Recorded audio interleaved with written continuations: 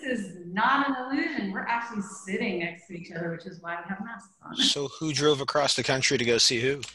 Oh, Kelly came to see me. I'm in New York, so we're in my office in New York.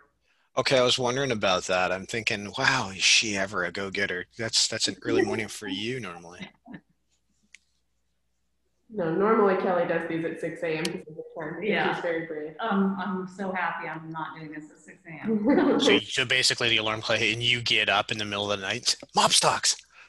I flew over here just so I wouldn't have to at 6 a.m. Nice. I think we can go. All right, Kelly, why don't you kick it off? Okay, everybody, as you can see, Sydney and I are actually in the same room. We're in New York, we're in my office at Room, and this is MOPs Talks, and today we're talking about consulting. What is it? The good, the bad, and the truth. The good, the bad, none of it's ugly, so it's the good, the bad, and the truth. I know. Can we have a speaker view so we can see? What are you doing, woman? We're trying to make it so we can see everybody. Anyway, okay. So as you can see on the top row, we have an all-female panel today. It wasn't intentional, but you know, girl power, go girl power. So today we have Amanda Thomas, Jules James, and Helena Begg. And did I say Abeg? Is it Abeg? Yeah, Abeg. Yeah, it's complicated. Okay. So we're gonna have them. Everyone who's talking today has either been a consultant at one time or another, or is a consultant now, or is moonlighting or doing something with consulting. So I'm gonna have each of you introduce yourselves and just say what you're currently doing. And I'm gonna start on my left with Amanda. Hi guys. I'm Amanda Thomas. I'm a marketing technology consultant at Atumos, very heavily focused in the Marketo region, and yeah, marketing ops in general. So nice to be here. Welcome. And Helene? My name is Helene. I've been freelancing in the field of marketing operations for almost a decade.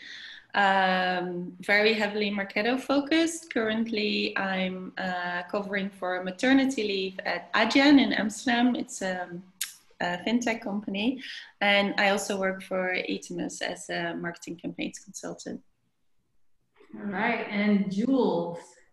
Hey, so yeah, I'm Jules James. I'm currently a senior manager of marketing operations for Blue Prism. But I also have my own consulting firm, so I'm kind of more of the moonlighting side on top of my normal everyday work, and no surprise, heavily involved in Marketo, but have also done a lot of work in HubSpot and Pardot. Migration, moving people away from those. Love the migration. So we had a lot of questions submitted when people registered.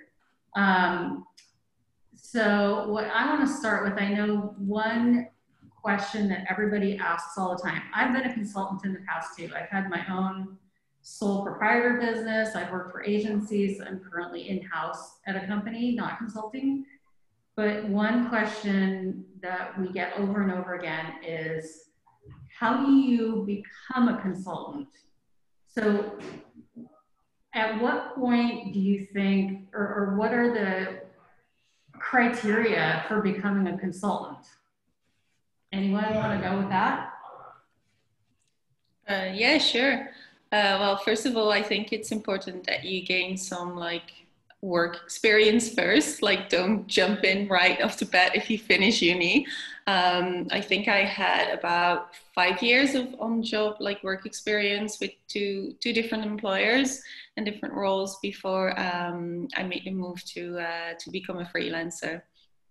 And I don't think there's a set recipe for it. I mean, you should also do it when you feel ready to do it, but I feel a lot of people in my surroundings are very hesitant, and my advice would be just do it. You know, there's a point where you just gotta go for it and try it. And I mean, if it doesn't work out, you can always go back to being employed if that's what you prefer. So that would be my take on it. Yeah, I think having a level of passion and expertise, just a little bit of it at least, really helps out, because consulting, people that are bringing in consultants are really looking for that level of expertise and vast knowledge about a specific area. And of course, you can't be an expert in everything, but if you've developed a really good expertise on something, MOPS related, I would say, if you're ready to get more experience and try to broaden out that level of expertise into different areas within marketing, I think that's a great time as well to hop into consulting. Yeah. And just one thing that I was going to add is I think it depends on what type of consulting you want to go into as well. So freelancing and moonlighting versus going into an agency, I think that's two different sets of skill sets / kind of experiences. Like I've always done, well, for the past kind of 3 years, I've always done moonlighting because I'd worked in other companies doing Marketo full time, and it was something I missed and I want to go back into. And I think I felt more comfortable doing that with so many years of experience. Whereas I think going into an agency, I think you can go into an agency with maybe slightly less experience because you have the group of people around you that are there to help you and train you and get you to that level of being a consultant, versus when you're moonlighting, freelancing, you're pretty much on your own. So you have to have, I think, a bit more experience doing that than going into an agency and having kind of that group of excellence around you already. Okay, so since you brought it up, another very popular question is moonlighting. A lot of people do it when they have full-time day jobs. So I have been someone who's had employment contracts where it specifically says I can't do it.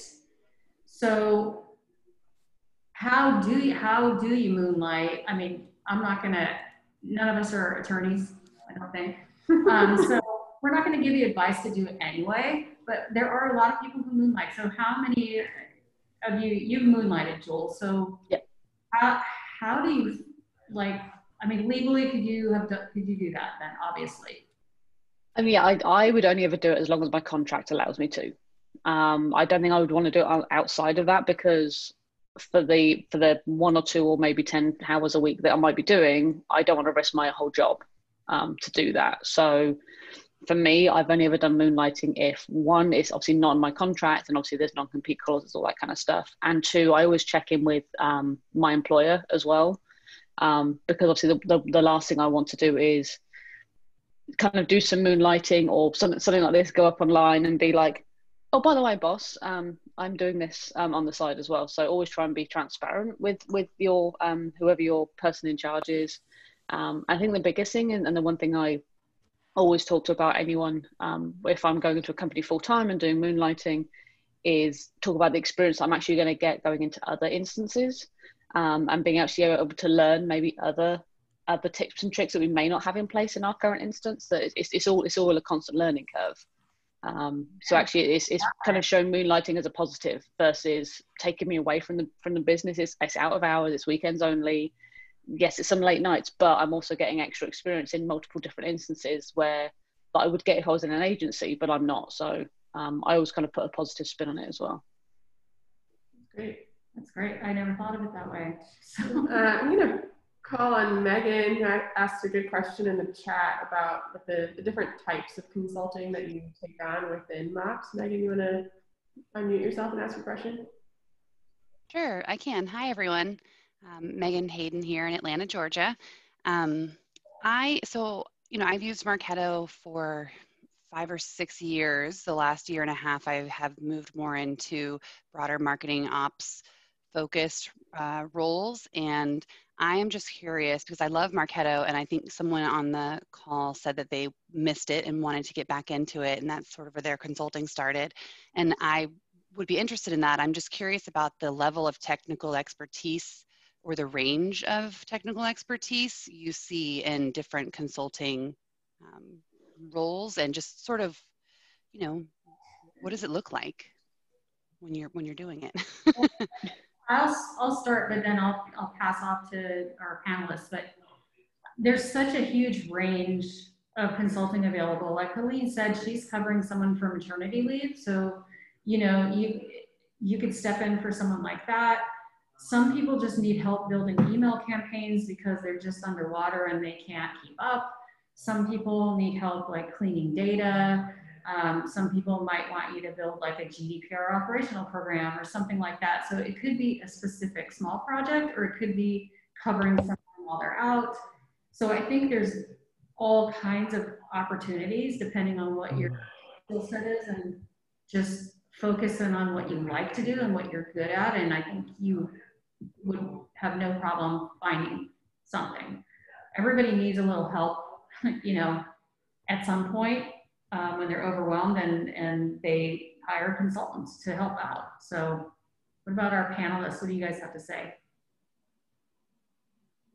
Anyone? Who wants to go? I mean, I know that ETUMOS has a really good explanation of the different types of operationals people. Like you have your POPs and your MOPs and your, I can look like the campaign ones.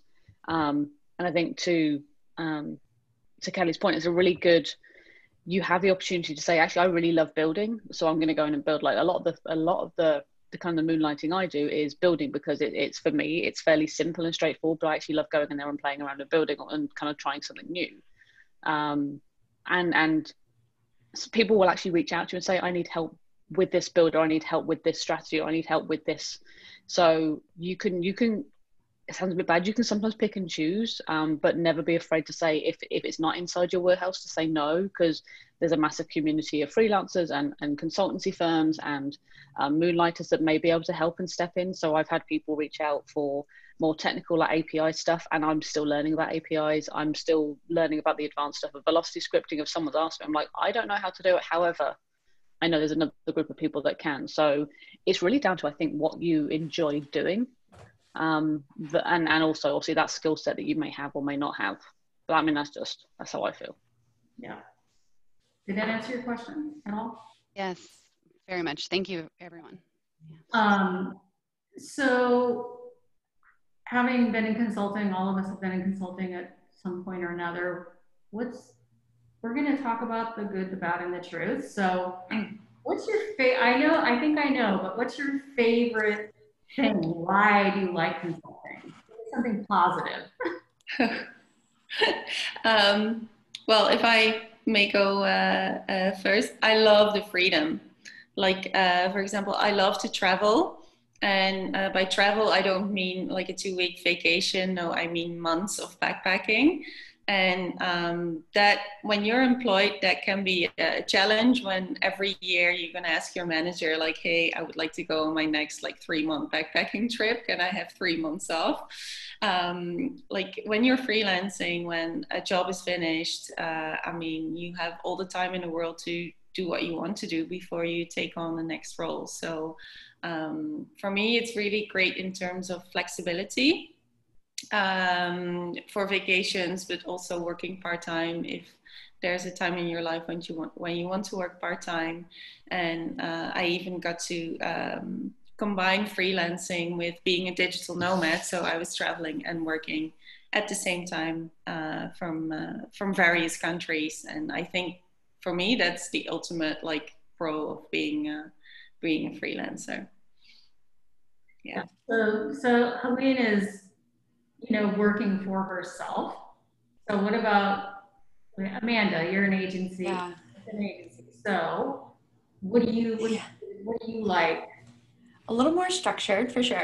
But yeah, I think the reason why I got into consulting too is the variety of work. I wanted to expose myself to a lot more than what I was just doing for, one brand, and see what the priorities were for all these different marketing ops teams, and also get exposure to how these teams are actually set up and how they run.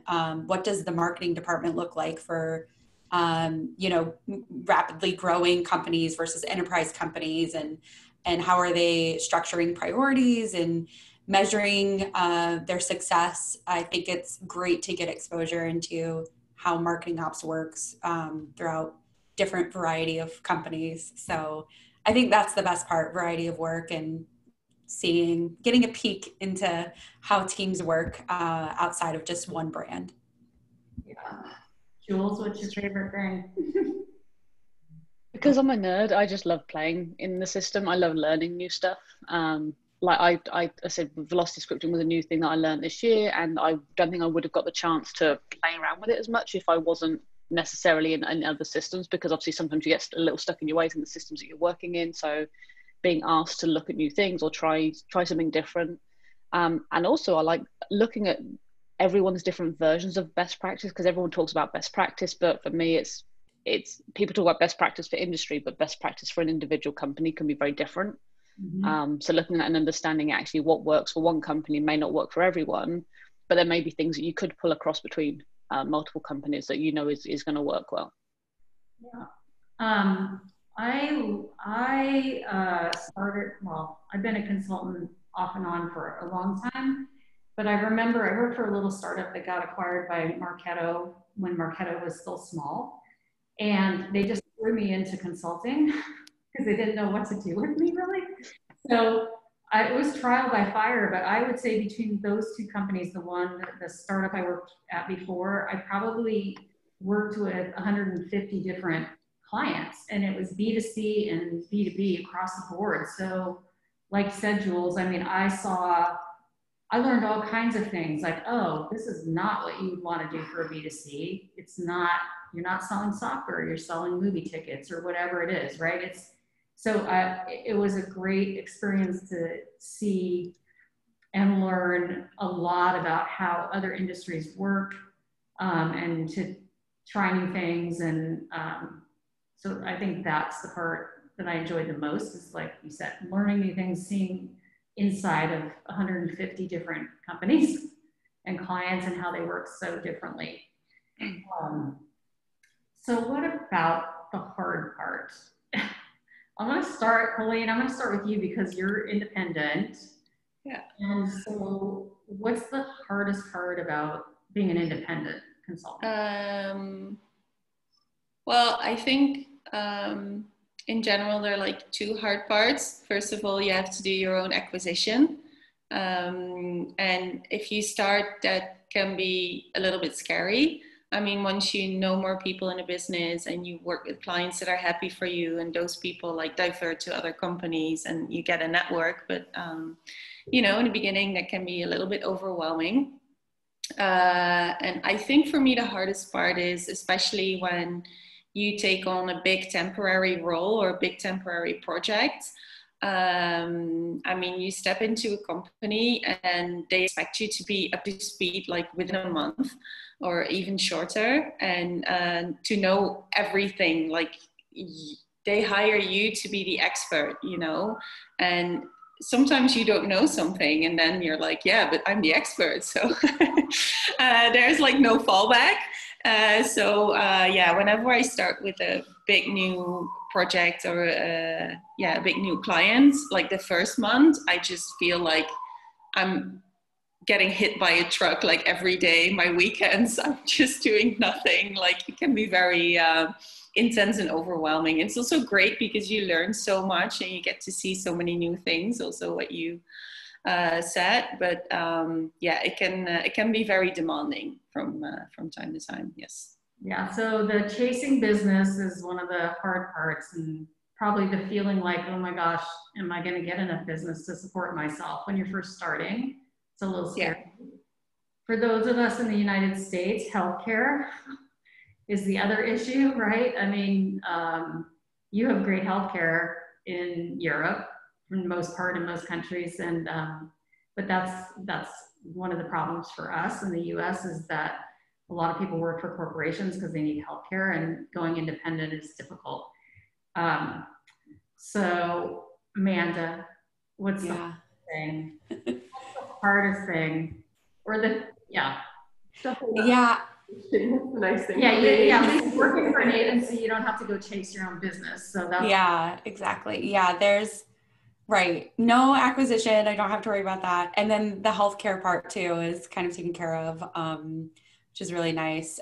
Being a part of a agency.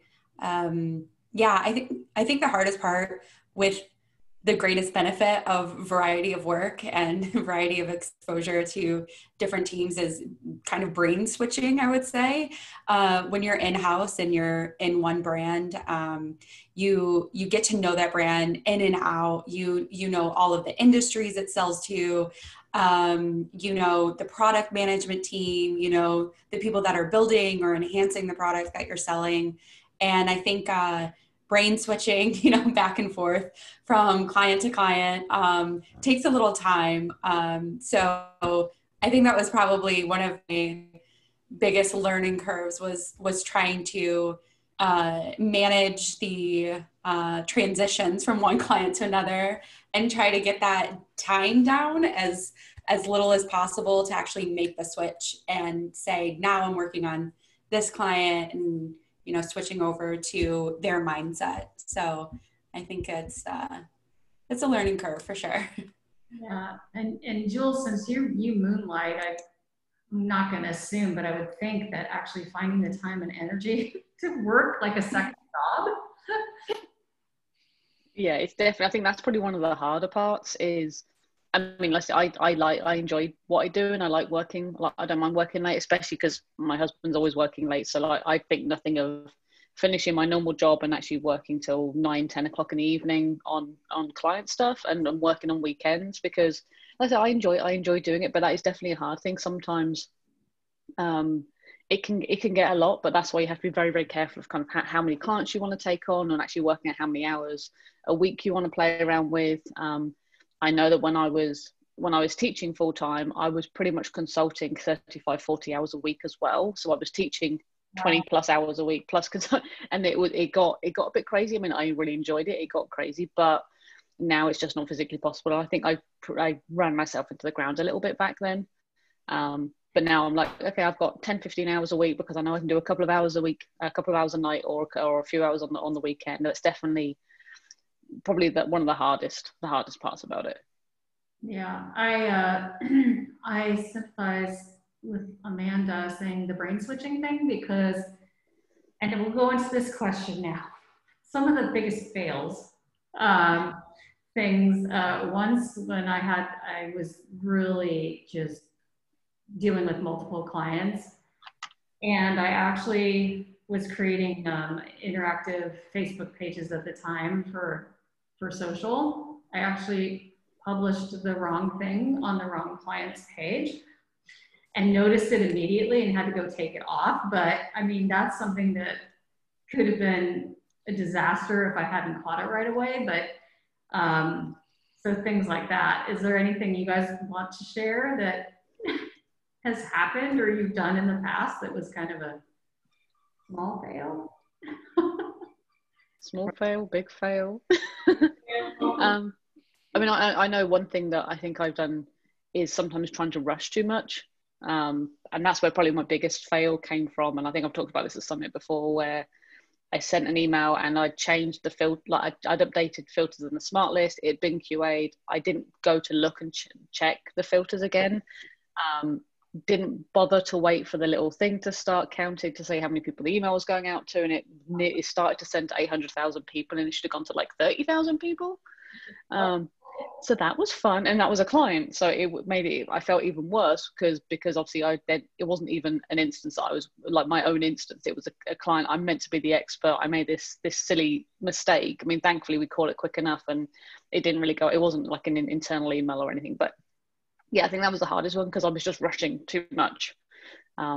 I think that's probably the one and only time I actually cried doing something wrong at Marketo, because I was like, I obviously felt like I'd let the client down and I felt like I'd done something really stupid. And ever since then, I'm like, okay, now I'm going to double check the filters before I hit send, and I'm going to wait for that count thing. As much as it annoys me, yeah, I'm going to wait for that count to happen. Oh yeah, I was going to say too that like for anyone on this call who's new to MOPs, that's probably the most common fail. Wait for that thing to count. Yeah, That's that's the most common thing mistake people have made. Yeah. I mean, or doing any when he thought you did all. Or sending the wrong language to the wrong segment, things like that. What about you guys, Helene? I feel like even more than, I might get too much secondhand embarrassment hearing all these horror stories, but how do you handle that differently when it's a client that you've messed up for versus when it's brand side? I've experienced that horrifying, but what do you do? How do you handle that? I just was very, very quick to realize that it was suddenly going out to the wrong amount of people. So I thankfully had the phone number of that client. So I rang them. I was like, look, I'm really sorry. I've stopped it. This is what's happened. I'd already ran the reports of how many people the email had gone out to, like tried to get everything in order before I'd rung them to say, this is the problem. And I've kind of figured out what the issue is. And this is how I think I can solve it. I think, and then I was like, and by the way, this is probably the worst thing I've ever done. But having the chance to be able to get everything kind of in place, and I'm talking like it was like 5-10 minutes of me hitting the send button to all of this happening, to ringing them up and letting them know this is what had happened. I think if it was internally, I'd be like, oh, on Teams, onto my boss saying, I've just done this thing, I'm going to fix it, and that would have been it. But obviously with a client, you have to explain what went wrong, obviously what you're going to make sure you check again next time, how you're going to fix it, because obviously if you just ring up a client and say, I've messed up, they actually want to know, okay, don't come to me with don't come to me with problems, come to me with a solution. And that's what I did, and it helped. And I've been working with them for a while now, and it was scary at the time, and it was probably, I said, it was horrible, but it was being able to actually go and say, this is how I'm going to fix it for you, I think really helped. Anything you want to admit, Amanda? Well, I was just gonna say onto that point too. I think from on the brand side versus consulting with dealing with these things, you know, on the brand side, if you own Marketo, and if it's something that's not like an email send, you can usually just fix it without anyone realizing anything actually went wrong. And then, but like on the consulting side, you know, you work with teams that have, you know, everyday users within Marketo. So I think you have to, you know, point out those things like, you know, this batch didn't run the way we thought it did. It failed because the communication or the campaign limits that we have set for, you know, a limit of a number of people. So I have to run the batch again.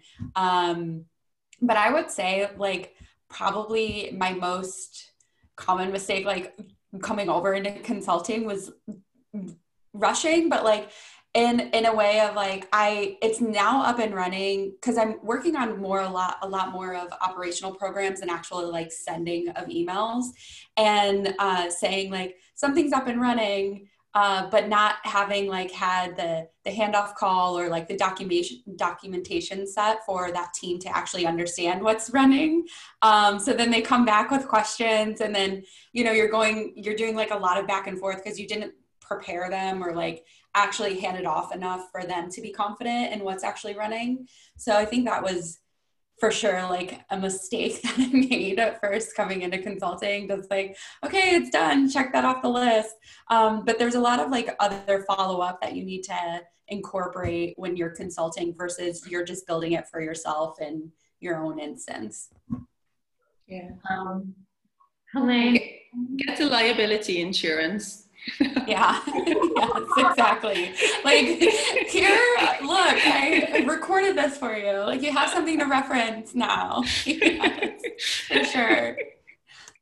So I'm curious about, since consulting is very detailed about time management, project management, workflows, approvals, all that stuff, what kind of tools do you use to keep track of your billable time or keep track of approvals on things? What are your favorite tools? Okay. Well, Excel sheet always works. It's pretty basic, but it works for me. Also free. It's free, yeah. Yes. Yeah. Track your hours and your clients in a spreadsheet.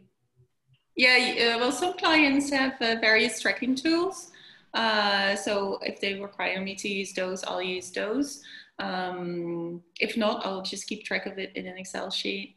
And, you know, when you're doing, like, for example, a maternity cover, they just hire you temporary for like a full-time role. So you just get to invoice 8 hours a day or more, depending on the work. So that's less complicated. You don't actually have to track every minute of every day. No. That can be a little bit of a tricky part of consulting indeed. If you have a lot of different clients and they call you for like little bits and pieces, then sometimes, it can be a little annoying.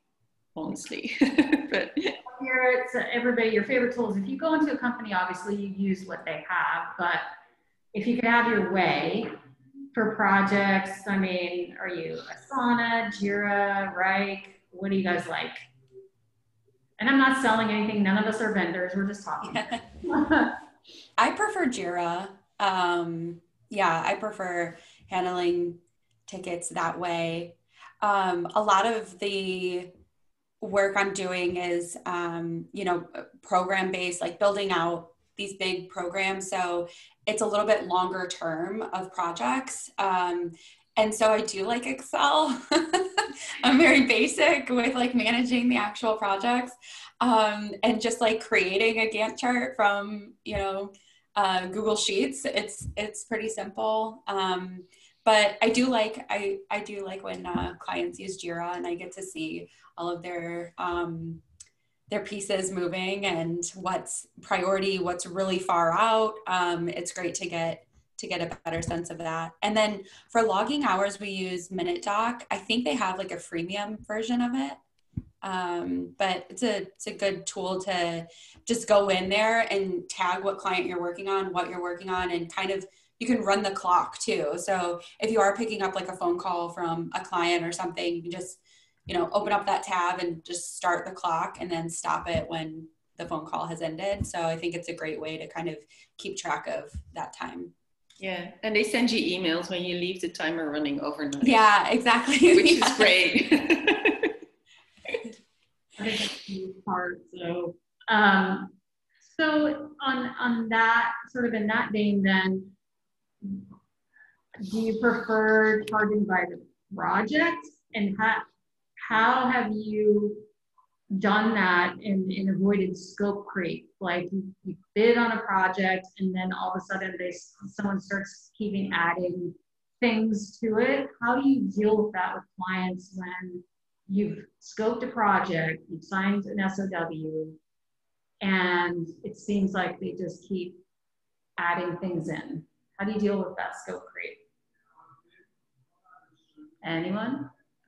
Yeah, it's, oh, sorry, Jules. No, you go. Well, I've learned from a lot of previous experience, like, don't take on work by the project, just don't do it, because no matter how detailed you negotiate the project and the scope, etc., there's always this feeling that, oh, you know, you can do this tiny little extra, and you can do that tiny little extra, and you know, and then if you've done it once, it becomes normal that you do it twice, etc., etc., etc. So every time I got like a project for a project price, I basically ended up working for free. So I would not recommend to do that. I only work by the hour, and of course, you know, you can give them an estimation of hours that you are going to spend on the project, but I wouldn't take on full projects for a project price. It usually just doesn't work, because it's very hard, because there are always changes, or something is not working from a system integration that is not really, you know, up to you, and then you have to be in touch with like help desks and others, and so it's really tricky. I'm not a fan of projects. To be honest, I was going to say something similar. Like I always speak to clients and say, look, what do you think you need? And then I'll work out like a set of hours. Like I think you need 2 hours a week, or 3 hours a week, or 10 hours a week. Because like Helene said, it's very difficult from a freelance / moonlighting side to have it by project, because we're here kind of on an ad hoc as and when needed basis. So I'm very much with everyone. One, I don't think I've ever done a full SOW, apart from you're going to have 10 hours a week from me or 5 hours a week from me. And if you use it, you use it. If you don't, then I won't bill. I'll bill for what's being used. And I think obviously that's a slight difference with freelancers, moonlighters versus big agencies, because we have the freedom to, if you want me for an hour a week this week and 3 hours a week next week, that's fine, as long as you're not hitting the maximum amount of hours needed. So yeah, I don't think I've ever done anything by project. It's always been by speaking to the clients and saying, what do you think you need, and how many hours a week do you think you need me for? And sometimes it changes. Sometimes it goes up, or sometimes it goes down. I have clients I've worked with for a little while that every so often I'll get an email out of the blue. Can you can you pop in Marketo and have a quick look at this and see if I've done it right? And it may just be an hour once every 6 months. So that happens as well. What's it like inside in an agency, Amanda? Is it different? Yeah, I think maybe a little bit different, but we work on retainers only too, like at Atumos. So we sign for a period of months, usually 6 months or a year. And we map out projects to complete within that period of time. Like, again, having that conversation, like Jules, what do you actually need first? And then we map that out. Okay, these are the projects that we are on the same page about, whether that's like privacy compliance, building out a life cycle or redoing their life cycle. We have those kind of outlined. And then because there are lulls or there are dependencies and priorities change, we try to have more than what we could accomplish like within that period of time, just so we can actually switch into something else.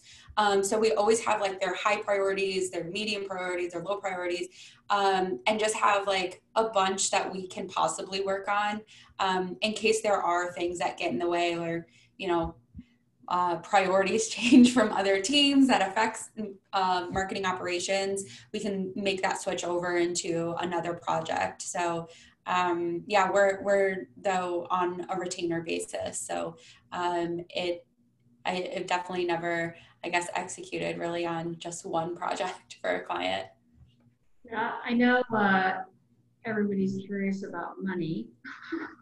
And so, I mean, how do you negotiate? How do you even know? I mean, if you've been in the business a long time, like Colleen, I'm sure you have set price and that's what you just, this is my price, this is my hourly rate, take it or leave it. How do you, if you're just starting, how do you even know what you can charge for what you're doing? Anybody have any advice on that? Ask around. Like the good thing about having all these Slack groups now is you can ask people what they would charge or what they think they would charge. And that's the first thing I did, was asked around a few other people that I knew had been freelancing for a long time and was like, well, so how much do you charge? I'm not sure. It's very hard putting a value on how much you think you're worth. And I think when I first started consulting, I was actually really embarrassed to be like, this is my hourly rate. And I was like, is this too much? Is this too little? And I think, and again, it depends on the industries, but I'll definitely ask around. I know that Sarah McNamara has done a really cool salary survey. I think there's another salary survey that's being asked around about right now. So using the information that's out there, there's so much information about hourly rates. And I know that obviously agency rates and freelancer rates are always going to be very different because you've got a massive company versus an individual person. But I also know that some companies that one of the companies I first started kind of moonlighting for, I gave them my rate, and it was always a joke that was my name. It was like however many dollars an hour Jules, because there was multiple Julies in the company. I was like, is that a bad thing or a good thing? They're like, oh no, all our other consultants charge 10 times as much because they were a technology engineering firm. So yeah, like their engineering consultants would charge a huge amount of money. And so they used to call me this other the kind of dollars an hour Jules, because they always used to think it's funny that I was charging so little. And I thought it was a bad thing. I was like, oh my God, am I charging too much? They're like, no, just compared to the engineering consultants, you're what we class as like a small amount. And I was like, oh, okay, maybe I should start charging more. But then you then look at obviously what other people are doing and asking around, and yeah. You have lots of scripting under your belt. So, I mean, give yourself a raise. The more technical the role, the job, usually the more you can charge. So, yeah, knowing the API in any tool, like being able to do a custom integration with an API is a high value skill. Being able to develop templates, I mean, HTML and CSS, that's probably a high value skill too. They're all high value, but I think the hourly rates depend on the client, if they're willing to pay it, and then also your skill set. So I think it could be all over the map. Yeah. Right. And for me, it also depends on the amount of hours. Like if a client asks me to do a maternity cover for 40 hours a week for 6 months, I mean, there's more room to negotiate the price because it's such a huge volume than someone that asks you to like tune in once a week for 2 hours to give some advice, because you have to realize that every client that you start with, you always have to invest a couple of hours, like to get to know the client, to get to know the instance. And if you don't get a lot of hours, like you also need to cover for like what I call like my startup moment. So if you get like a high volume client, then you can be a little bit more flexible in your price. Yeah, that's true. You can give discounts if you have high volume. I want to just make sure that everybody knows this is just a Zoom call, and you are welcome to jump in with a question. You can type it in and we'll call on Brad you. actually had a good question about, for Amanda specifically, about like when you're taking on client work on the agency side, how much work are you just executing versus teaching clients? Brad, anything else you want to say about that? Feel free to unmute yourself. No, not really much else to say. I actually used to work at HubSpot, so on the implementation team, and I got like super burnt out after about a year or so, just because like everything was like hand holding instead of like actually being able to like dive in here and there and like actually execute work. So I was just curious, like outside of a vendor's implementation team, like in the consulting world, are you able to like here and there actually like dive in and get your hands dirty in an instance, or is it more just like, hey, here's how to do it, I'll check back in a week to see if like you've actually done it? Yeah, I would say for the majority of the work I'm doing, it's going in and building it myself, and then having those handoff calls at the end of the project. Like, this is how you would maintain this. If you need to make modifications, this is how you would do that. But if the retainer for like that 6 months is part of a migration or something, usually that's when it's training. So like moved a client from Pardot into Marketo, and that involved a lot of training. So like a lot of the time was, here's how you would go in and set up your program and your email and, push the button, get that scheduled. So I think it just depends on like what the client work is, but I would say the majority is actually executing and building. And then of course, with every project, you don't want a bunch of back and forth afterwards. So training them on how to modify it or maintain it moving forward is the only really training I do on a regular basis. Yeah. Gotcha. Appreciate it. Thank you. Yeah, and also for the recurring like hand-holding questions, I tend to like record playbooks. So I just do it live and walk them through like really easy step by step. And then when you get the same question over and over again, you're like, there's the location of the playbook. Like, good luck. So yeah, if you like recurring questions drive you crazy, I would say put on a smile and record a nice playbook, and it will save you a lot of time. Yeah, so I know someone had submitted a question about is everybody friendly with each other, and do we actually support each other, and is it really competitive and all that stuff? Well, I just want to say that from my experience, everybody's been very supportive of each other. I mean, I've gotten, like, if somebody has too much work, I've hired someone to subcontract for me, and I've been hired as a subcontractor, or we pass work to each other.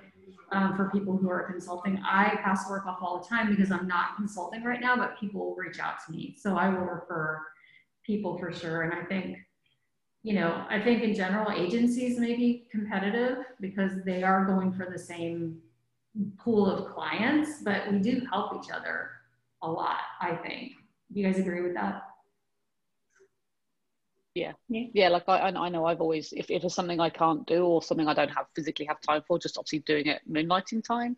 I know I've reached out to Helen before. I've reached out to Warren before. I put posts up on the Slack group saying like, I know someone who's looking for a freelance consultant, and then you get obviously a load of people message you, and then just kind of being able to network, because it's going to come back the other way as well. As if you're kind of low on work, someone else can't do any work. If you kind of get those relationships with all the people who are doing consulting, whether it be freelance or full-time or moonlighting, that that someone else will put the same type of post out there.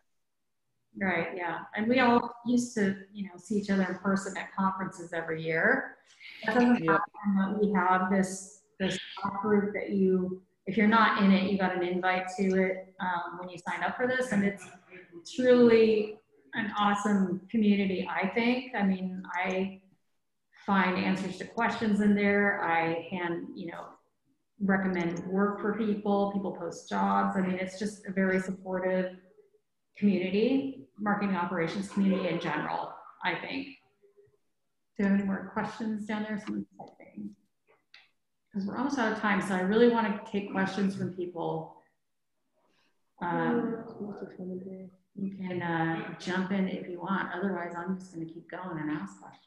I'll say, from the agency thing about being competitive, it certainly is more competitive, I think, than the community of freelancers and moonlighters. But I think being in such a small community, even agencies are still very respectful of one another. Even if you are very clearly direct competitors, I would say that we're still pretty respectful of one another.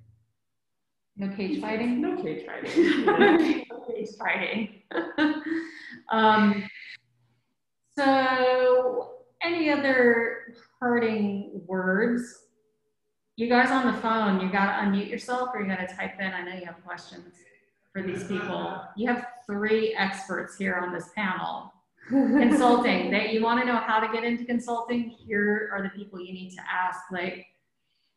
For agency, I think we touched on it a bit, but how would you, in an agency, do you need less experience to get started if you're going with an agency? I mean, what do you think, Amanda? Yeah, I would say that's somewhat true. However, I think it depends what agency. Maybe I think, I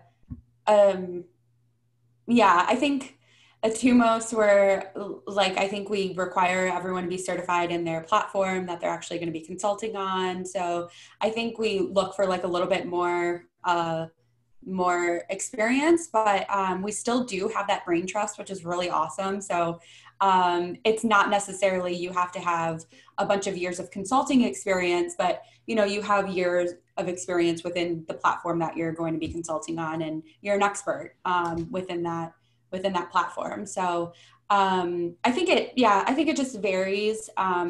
But I think it can be a good bridge before going from brand to doing it on your own fully, because you can get exposure into a lot of different clients. You have an HR team, so you don't have to worry about, healthcare or doing any of that stuff. And you don't invoice, you have a sales team to bring you clients. So I think there's benefits to the agency side for sure. Yeah.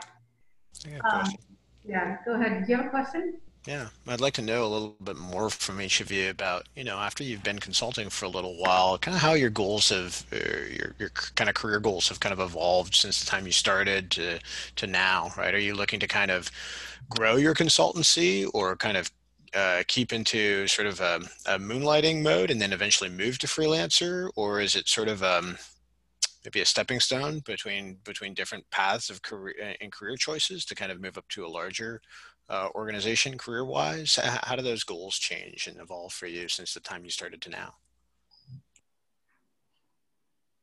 He stopped. Come on.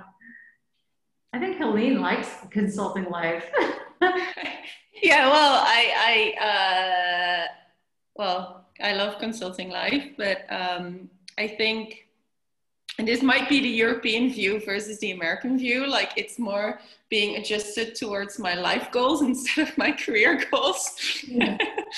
And not that I don't have career goals, don't get me wrong at all. But for me, first of all, consulting became a career goal because I wanted to be an independent consultant for a long time, and I wanted to see a lot of different companies, and I want to take all of the learnings, and then I more adjusted it towards my life goals because I wanted to see some places in the world, and I wanted to get more life experience outside of a corporate setting. So I've been playing around with it a little bit. Right now I feel like I'm at a point where I would like to get more in-depth knowledge of what I'm doing. I really came to a point where I would like to learn more and apply those skills. So yeah, it kind of like, it went to a lot of different stages and a lot of different flows, and it depends really on what you want, because anything is possible. If you want to specialize in a certain field, go for it. You know, if you want to be more of like a generic freelancer, it's also possible. So it's I think you can just mold it around any goal you have, if it's career-wise or personal, or you know, possibilities are endless. I don't know if that's really the question that you were looking for, but or the answer you've been looking for. Are you, Jules or Amanda? Who wants to go? I'll go. So I don't think there was necessarily ever career goals around doing moonlighting, because for me, like I said, at the time I was out of Marketo completely, 100% out of Marketo, doing the role I was in. So for me, it was just because I still feel weird when I say I missed playing around in Marketo. So I wanted to come in and kind of go back and kind of keep my hand in playing around in that, because I didn't know where I wanted to go. And now I just do it because I enjoy doing it. I don't think I would ever go freelance 100% in the US, just because, like Kelly said, the whole healthcare system and everything is very difficult. And with my husband being a 1099 for his role as well, it's very, very difficult to do that. And I love being client side. Whether I would end up going agency, I don't know. Like I love being able to be in one instance and kind of really learning in the kind of the depth and breadth of one entire instance, and then doing the smaller kind of building all the kind of campaign operations type stuff in my kind of my clients' instances. So I like having the experience and the exposure to both. But I don't know if I could go the agency route, because I know obviously you're much more strict on kind of your hours and the timings, and you have these, like I said, you have this constant switching all the time, whereas I'll do one client one night, another client the next night. I'm not having to switch as often or as frequently. But I mean, you never know what's going to happen. I love my current role right now, so I don't think I'm going to go anywhere yet.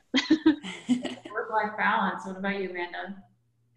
Yeah, same. I love my current role, and I think that the stepping stone for me. So I was in marketing ops manager, so I had a team with me on the brand side before I switched over to consulting, but I think it kind of depends on what company. Consulting was always something that I wanted to do. I wanted to get exposure into multiple instances and learn a lot faster than what I was learning, and not just within the actual like marketing automation platform, but within the marketing department as a whole, seeing how did they manage their marketing ops team, how involved was the demand gen team versus, you know, like a web team or branding or product management, how involved, how did they work together? And that's really what I wanted the exposure for. So then if I did want to go back in the brand side and maybe try to go into a role that's more, you know, senior manager or director level, I have some exposure as to how other teams are working and managing those kind of roles. What are those titles called? It's kind of getting like a lot of industry research within marketing ops as a whole. So I definitely think that it's a good exposure, not just like a stepping stone, because now that I'm in it, I'm also like, wait, there's director levels in this too, and there's like a path forward with this as well. So you're a consultant, so the career path. You can move up to whatever, principal consultant or whatever you want. Exactly. Right.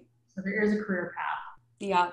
Yeah, exactly. So yeah, and something that wasn't as obvious to me when I like entered into consulting either. So yeah, it's a great career path. And now it's like rethinking the whole, do I really want to be a director of demand gen or something like that? I don't know. I like this a lot. So managing all of that, or do I like what I'm doing? Right. Yes. Any parting words? This is the last, you got 3 minutes. I want to know from you. Give me one word that describes a typical day in the life of a consultant. One word. Chaos. Chaos. She said chaos. Interesting. I think I would say a variety. It's always something. Yeah. There's always something different. We got variety, we got chaos. And what about you, Amanda? What do you say? Interesting. Yeah. Peak interest. Yes. Calls. You think it's what? Calls. Back-to-back Calls. calls. Phone calls, Yeah. Meetings. Meetings. Right now it's Meetings. Yeah. Well, expect the unexpected. You know, there's always something like. I think it's less structured than working.